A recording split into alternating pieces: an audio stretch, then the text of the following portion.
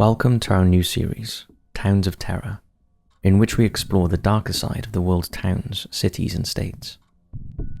There will be 3 chapters to these videos: real-life horror stories, which will include true crime events; paranormal, so all things ghost sightings, haunted locations and tales; and lastly, myths and legends, because all towns have their own mythical creature sightings and stories.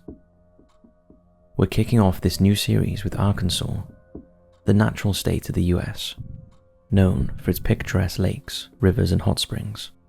However, beneath its natural beauty lies a darker history that we're eager to uncover. Join us on a spine-chilling journey as we dig deep into the terrifying tales that lurk within the state of Arkansas. From haunted houses to unsolved crimes, we'll take you on a journey of emotions in this first chapter of Towns of Terror. As always, hit those lights, sit back, and enjoy. Horror stories and true crime events.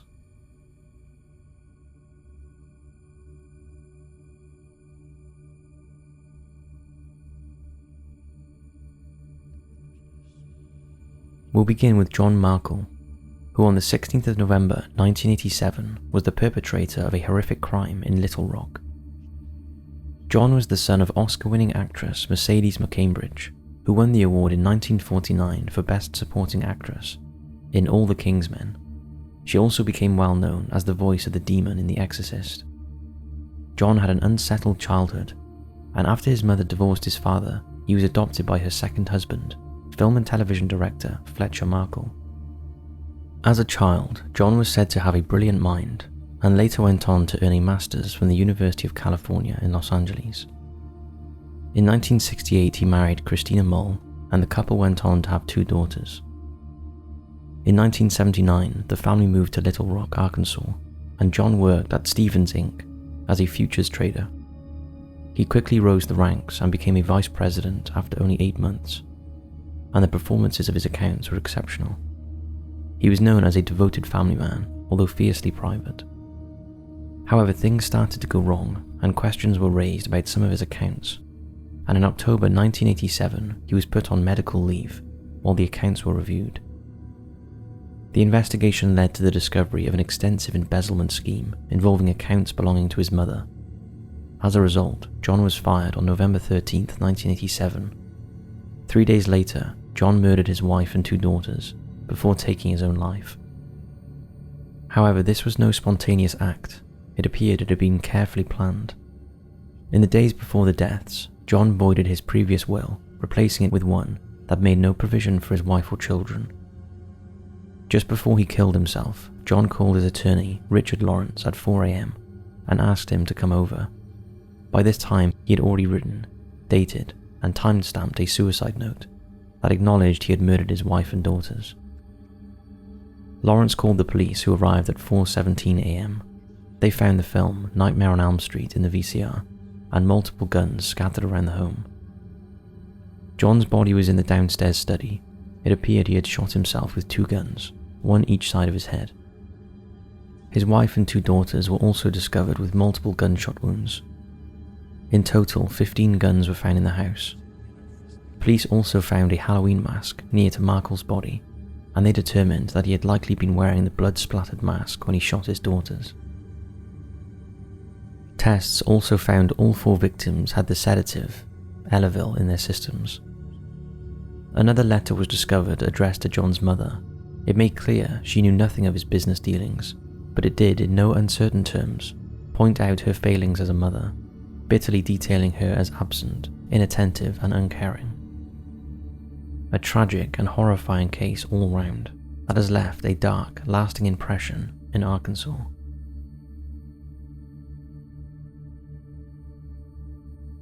The Whitewater Controversy. One of the biggest controversies in American politics was the Whitewater Controversy, which rocked the Clinton administration in the 1990s. In the late 1970s, Bill and Hillary Clinton invested in a real estate development called Whitewater in Arkansas. The development failed and the Clintons lost money, but years later, the Whitewater Controversy erupted, and the Clintons found themselves under investigation The investigation centered around allegations that the Clintons had used their political influence to secure loans for the Whitewater development, and that they had lied about their involvement in the project. The investigation dragged on for years, and the Clintons were forced to testify before a grand jury. Ultimately, no charges were filed against them in connection with the incident. However, the controversy had a lasting impact on the Clintons' political career and fueled speculation about their ethics and honesty, and it set the stage for future investigations into their conduct. This is quite an interesting topic, and I'd recommend you do your own research on this one, as it's very easy to go down the rabbit hole.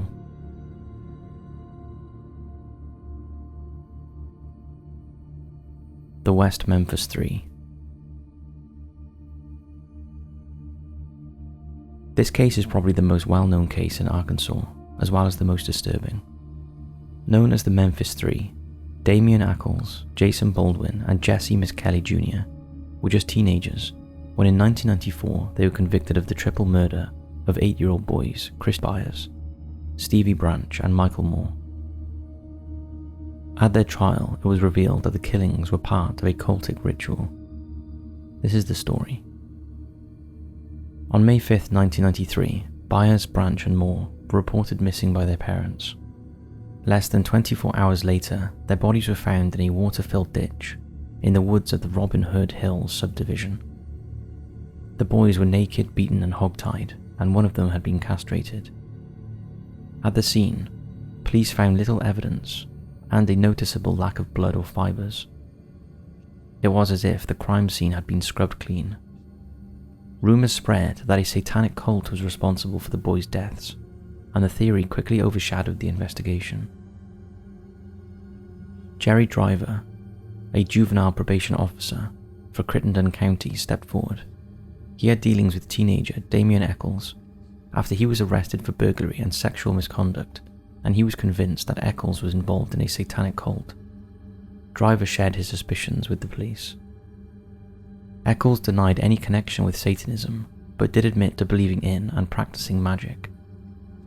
Jason Baldwin, who was friends with Eccles, also became a suspect, along with Jesse Miskelly Jr., who had little connection to either Eccles or Baldwin, although he did know them. This association and the fact he attended a witches' gathering with Miskelly led him to being questioned by the police for several hours, resulting in him confessing to the murders and implicating Eccles and Baldwin. He later retracted his confession. However, despite this, the police still arrested him, Eccles, and Baldwin for the crime, and did not pursue any other leads. Miskelly later stated that he had been confused by the questioning of the police and had attempted to cooperate without realizing the implications of his statements. The trials of the three teenagers drew much media attention. Most of the evidence at the trial was circumstantial and relied solely on Miskelly's statement. The jury chose to believe what they heard, and all three were convicted of the boys' murders. Miskelly and Baldwin were both sentenced to life in prison, with an additional 40 years tacked on for Miskelly, and Eccles was sentenced to death. Almost immediately, the three defense teams in the case launched appeals claiming trial misconduct. After numerous failed attempts, on November 4, 2010, the Arkansas Supreme Court ordered that a hearing take place in order to analyze new evidence that could potentially exonerate the three men. However, the new evidence did not conclusively point to a different perpetrator, and the three remained in custody. The case inspired numerous documentaries, books, and debates, as well as a website named Free the West Memphis 3, to inform the public about the case, as well as to ask for donations to help fund their defense team. Over the years, numerous celebrities added their support, including Eddie Vedder of the rock group Pearl Jam, Johnny Depp, and singer Natalie Maines from the Dixie Chicks. As negotiations between the lawyers continued, it was suggested that both sides agreed to an Alford plea. An Alford plea required the three defendants to plead guilty to a series of lesser charges, while stating for the record that they were innocent and only pleaded guilty because it was in their best interest. With Eccles' execution date looming, all three agreed to the plea, and each of the defendants pleaded guilty while maintaining their innocence and were released on time served. After 18 years, they were all freed from prison. However, despite their release, the case remains unresolved.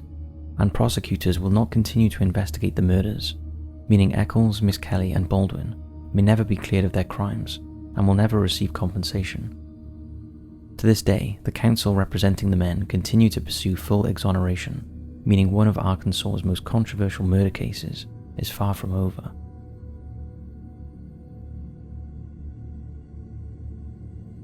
The tragic story of Ray Rector. On March 22, 1981, Ray Rector entered Tommy's old-fashioned home-style restaurant in Conway. He had previously been turned away from the private party. On his return, he fired several shots, killing Arthur Criswell and wounding 2 others. 2 days later, Rector went to his mother's home, where the police were questioning his mother and sister. Rector shot and killed Officer Robert Martin before running outside and shooting himself in the head. The bullet entered his brain, and efforts by surgeons to remove the bullet resulted in a lobotomy, leaving Rector permanently brain damaged. Despite this, Rector was found competent to stand trial, and despite protests from his attorney, he was sentenced to life in prison for the murder of Arthur Criswell, and later sentenced to death for the capital murder of Robert Martin. Immediately, his lawyer petitioned for habeas corpus, claiming that Rector's mental state had so far deteriorated that he was not fit for execution. The petition was denied. The courts determined that Rector could understand why he was being executed and was legally sane. Several more appeals were rejected, and his financial clemency appeal in 1991 was sent to then-Governor Bill Clinton, who made the final decision. At the appeal, inmates testified on behalf of Rector, saying that he would bark, howl, and laugh wildly in his cell. They spoke of his paranoia and fearfulness. One inmate claimed that Rector was terrified to leave his cell. They also stated that Rector could control himself somewhat in the presence of law officers, because he was afraid of drawing their attention or anger.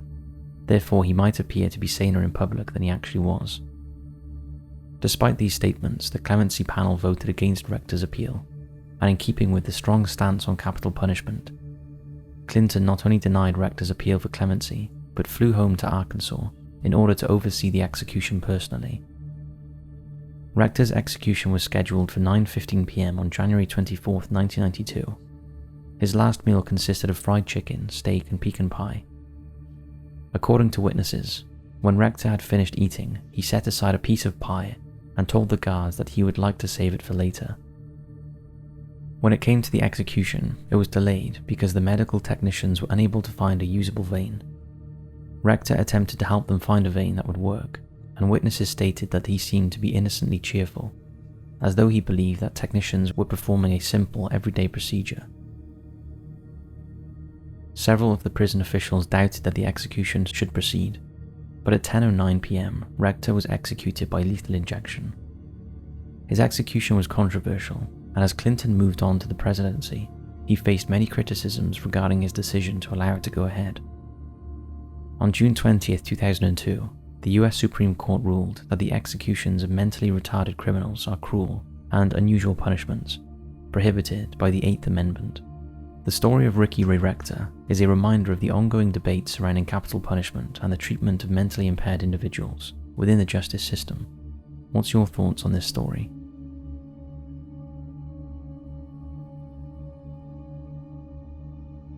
The mysterious deaths of Don Henry and Kevin Ives. For the last story of our true crime and real-life horror story section, we will talk about the mysterious deaths of Don Henry and Kevin Ives.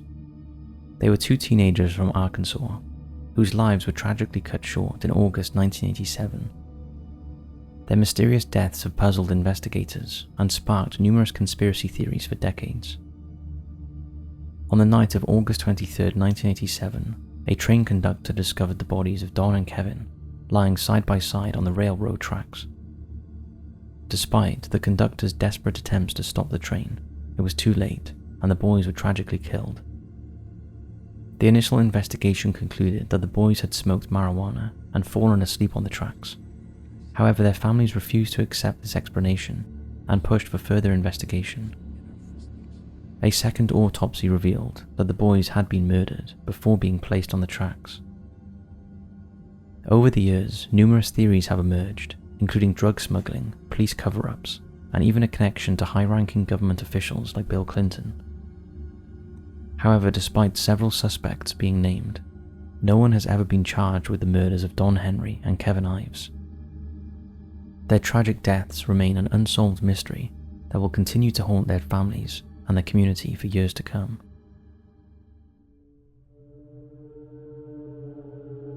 Now it's time for some ghost stories and haunted locations. Let's get into this.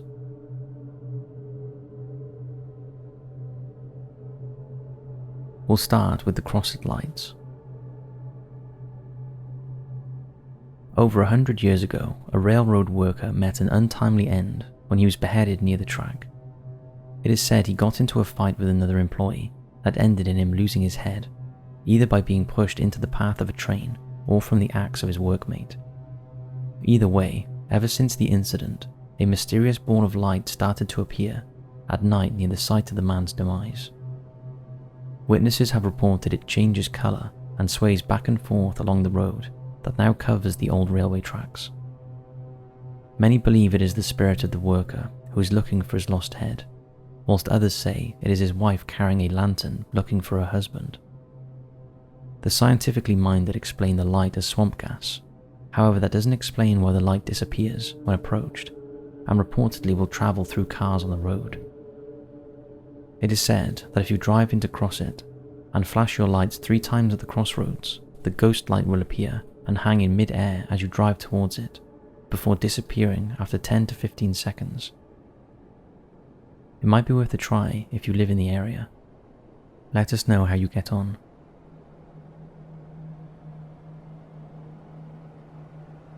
The Crescent Hotel in Eureka Springs. The Crescent Hotel in Eureka Springs, Arkansas, has a dark past, and is said to be one of the most haunted places in the country. It was built in 1886 as a luxury resort for the wealthy.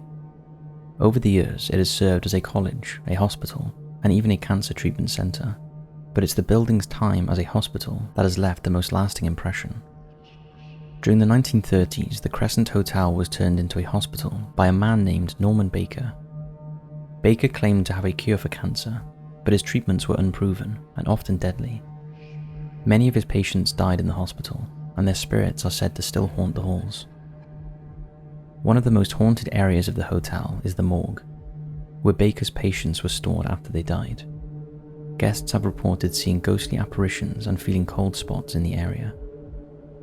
Another haunted area is room 218, where a young woman named Michaela died. She fell from the balcony of the room, and is said to still haunt it to this day. Guests have reported hearing her voice and feeling her presence in the room. The hotel's basement is also said to be haunted by the spirits of Baker's patients. Guests have reported hearing strange noises and feeling a sense of unease in the area. There have even been a few sightings of Morris, a lovable cat that used to live at the hotel and is buried on the property. However, despite its dark past, the Crescent Hotel is still a popular destination for tourists and ghost hunters alike, and if you're brave enough, you can even stay in one of the haunted rooms and experience the hotel's ghostly residence for yourself. If we ever take a trip to Arkansas, you know exactly what hotel we'll be staying in.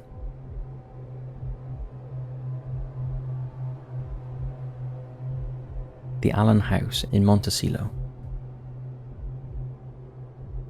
The Allen House in Montecito, Arkansas is a beautiful Victorian mansion built in 1906 by Joe Lee Allen and his wife Caddy.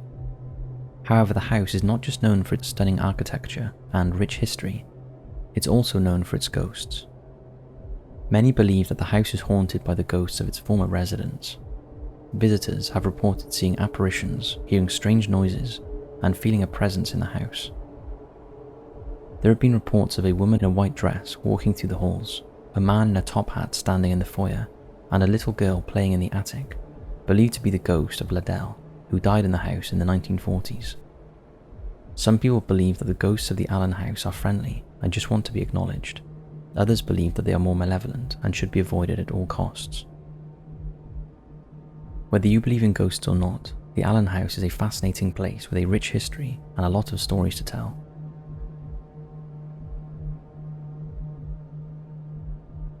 The King Opera House in Van Buren. The King Opera House was built in 1880 and was once a popular venue for live performances and events. However, over the years, it has gained a reputation for being one of the most haunted places in Arkansas. Many people have reported seeing ghostly apparitions, hearing strange noises, and feeling an eerie presence in the building, and many think the murder of an actor is to blame. Actor Charles Tolson owned the Tolson Stock Company, a travelling acting troupe. In September 1903, the cast had just finished a week of performances at the King Opera House in Van Buren. The group later headed out of town and gathered at the train station for an early train to Fort Smith. Tolson went to the ticket office to purchase tickets for the group when Dr. William Parchman called out his name. As Tolson looked around, the doctor shot him multiple times with his .44 revolver. He was taken by train to a Fort Smith hospital where he died from his injuries.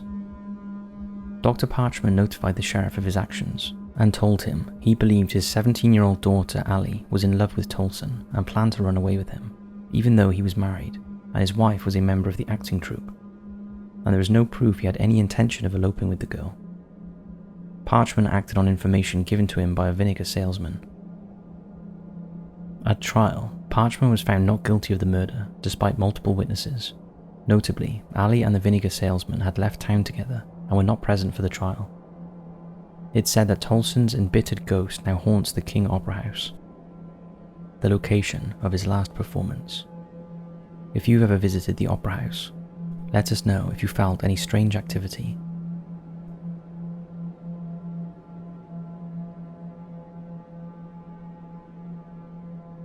And lastly, in our section of creepy and haunted locations from Arkansas, we'll talk about Mount Holly Cemetery, which is in the heart of the city of Little Rock. It is the final resting place of many famous locals, including governors, senators, and even a Supreme Court justice. However, it's also known for its ghostly encounters and a place where the dead do not rest in peace. When Mount Holly was established, bodies from other graveyards and private home estates were relocated there, and as we all know, disturbing graves can reawaken spirits, confusing them and making them restless. Visitors have reported statues on the graves moving right in front of them, and some even find their way onto the lawns of the local residents. Apparitions have been witnessed strolling through the cemetery dressed in 19th century clothing, and ghostly lights have been captured on film.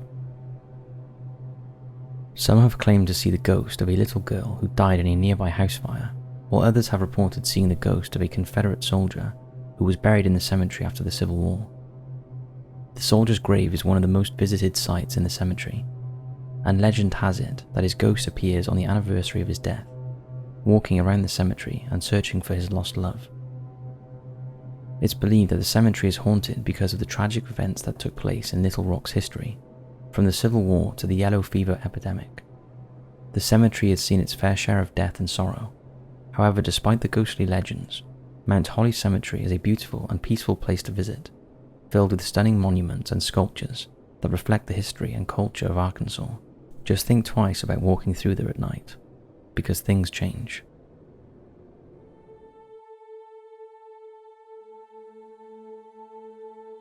Myths and legends.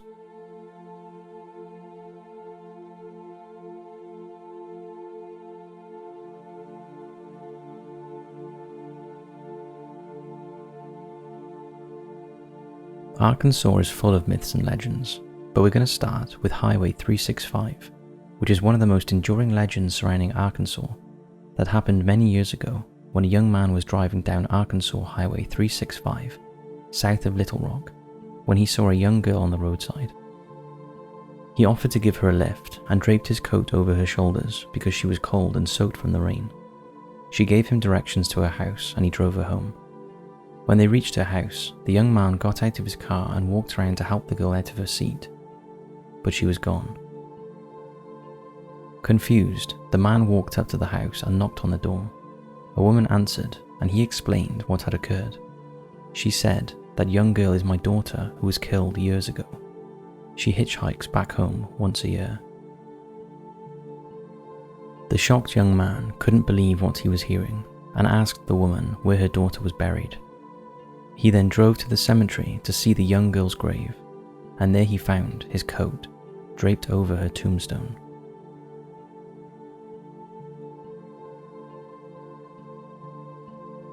The Fouke Monster. Deep in the heart of the Arkansas wilderness, there's a legend that has been haunting the locals for decades. It's the story of a creature known as the Fouke Monster. The Fouke Monster is said to be a large, hairy creature that walks on 2 legs and has glowing red eyes. It's been spotted by hunters, hikers, and even families camping in the woods. The legend of the monster gained national attention in the 1970s when a movie called The Legend of Boggy Creek was released. The movie was based on the sightings of the creature in the small town of Fouke. The monster has been a part of local folklore for generations, and there have been countless sightings of the creature over the years, but no one has ever been able to capture it or prove its existence.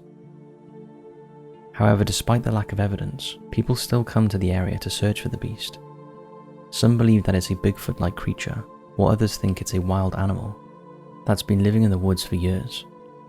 Whether it's real or not, it remains part of the local culture and will likely continue for generations to come.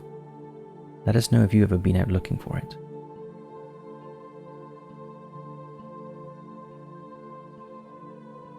The Dog Boy of Quitman. Quitman is a small town in Arkansas where a legend has been passed down for generations. It's the story of a boy who was raised by dogs. The boy, whose name was never known, was abandoned by his parents and left to fend for himself in the wilderness. But he wasn't alone. He found a pack of dogs who took him in as one of their own. The boy was known to the locals as a feral child and was often seen running around with a pack of dogs and was often heard howling like them. The dog boy became a local celebrity and people would come from all over to catch a glimpse of him. However, he was shy and elusive and would often disappear into the woods with his dogs. As the years went by, the dog boy became more and more reclusive. He was afraid of people and would only come out at night to scavenge for food. The dog boy lived a hard life, but by all accounts he was happy with his dogs, although sadly he died in the woods, alone, at a relatively young age.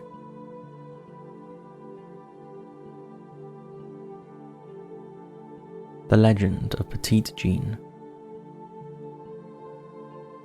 The legend of Petit Jean begins with a young Frenchwoman named Adrienne de Mont, who fell in love with a man named Talon, who was a soldier in the French army. When Talon was sent to explore the Louisiana Territory, Adrienne disguised herself as a man and joined the expedition. During the journey, Adrienne fell ill and died, and Talon buried her on a mountain that he named Petit Jean, which means Little John in French, after Adrienne's nickname. Legend has it that her spirit still haunts the mountain. Visitors to Petit Jean State Park in Arkansas have reported seeing a ghostly figure of a woman in a flowing white dress. But the legend doesn't end there. It is said that if a man walks under the natural arch that is located on Petit Jean Mountain, he will never return home. Despite the warning, many men have attempted to walk under the arch. Some have never returned, while others have returned changed, with a newfound appreciation for life. The legend of Petit Jean is a story that has captivated people for centuries and is a reminder of the power of love and the enduring spirit of those who have passed on.